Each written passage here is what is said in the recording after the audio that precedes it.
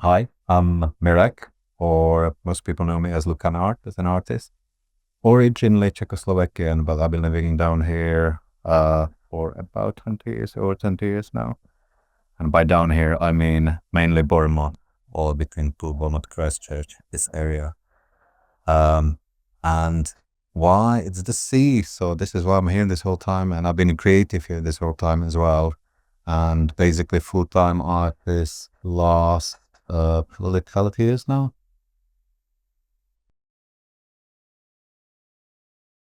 So this exhibition, it's called Coast, and it's all about this local area of the coastline. And it's to celebrate it, but also to encourage people to head down, spend some time on the beaches.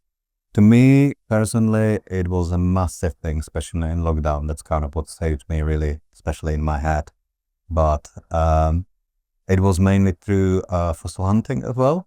So this exhibition is a combination of art, street art, photography. That's all kind of coastline inspired, but also my collections of fossils, shark teeth, some other finds, environmental finds from the beach as well. So we're also trying to be positive, to talk about environment and maybe human influence on the coast as well.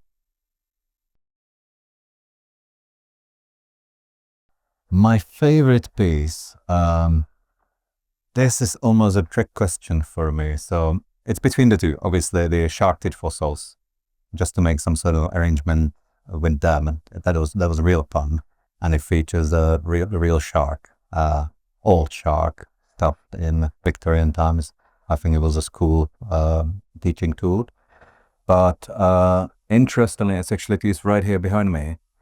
Might not be necessarily to coastal theme, but it's a very recent piece, it's street art, and it's more talking of my own journey.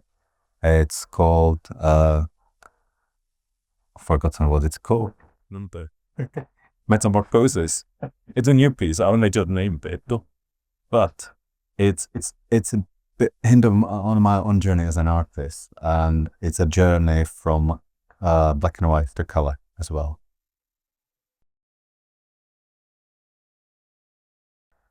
Yes, very nervous. Uh, as usually, similar to lots of my art, I'm running behind. That happens a lot. That was almost one where I was like, I don't get how that's connected. I never see Boston. I never see And there's always last minute panic for whatever reasons, might be logistics, might be last minute things to sort out. And also it's also the fact that you're never quite sure how many people turn up. So you kind of have to cater for as many as you'd like. Obviously you don't want to be short of drinks and stuff like that, but equally there's a little bit of hope everyone comes. Mm, every time I think numbers are totally different to what I expect. But I mean, yesterday's probably be lovely. I, I had so many people here. I had some fantastic people here as well. Loved it.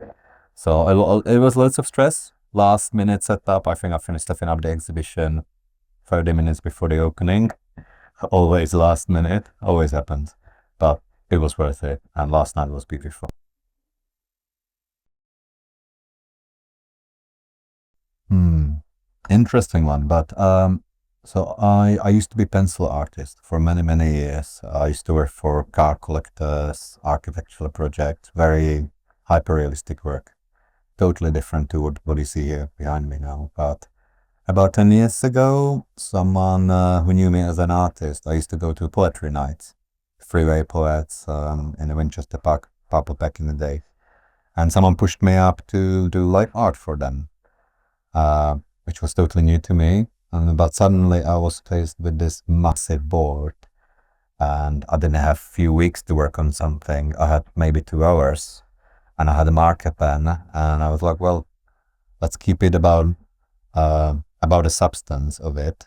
I don't have the time for details, so let's bring a big fat line over everything. Equally, I don't have time for shading, so which then over time became this almost woodcut effect on the edges, just to kind of frame it all. And same with the color. Out of time reasons, it became okay, either black and white Or if I use color, let's just go with the block color because it's faster drying, it's all that kind of stuff. So my style really came out of desperation, I suppose, but or the challenges of what I've been presented with. But over time, it went bigger, bolder, refined, and I learned to love going larger and all that. I'm really enjoying it now. It's a mix between nature and technology for me. I love nature. With nature, living by the sea creatures, love them. So you might see, I don't know, octopus, crabs, things like that, appearing in my work quite a lot, just because living by the sea, love it. But technology as well, mainly old technology. So if it's from old Americana to Victorian machines, things like that. And often actually I combine the two. So you might play the scale of things and stuff like that. So here nearby I have a crab holding old school bus, for example, things like that. That's the beauty of art as well. No one's really kind of dictating, telling you what to do. So you can really have some fun to play with these things. Ooh, for exhibitions. Um, Definitely do it, but find funky spaces to work with.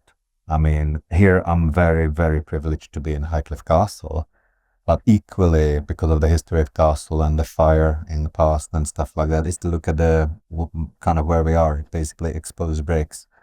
Units like these, in theory, you can find very easily old, empty shops which have been sitting abandoned for years, or even just freshly, but speak to the shop owners, speak to the shopping centers, or find old building, might be abandoned building, make sure it's safe with the exhibition, obviously, but use the spaces you have around you and you'll be surprised how many exhibition spaces you can actually get for free or for very nearly nothing. You might be able to pay electricity, maybe, cost like that.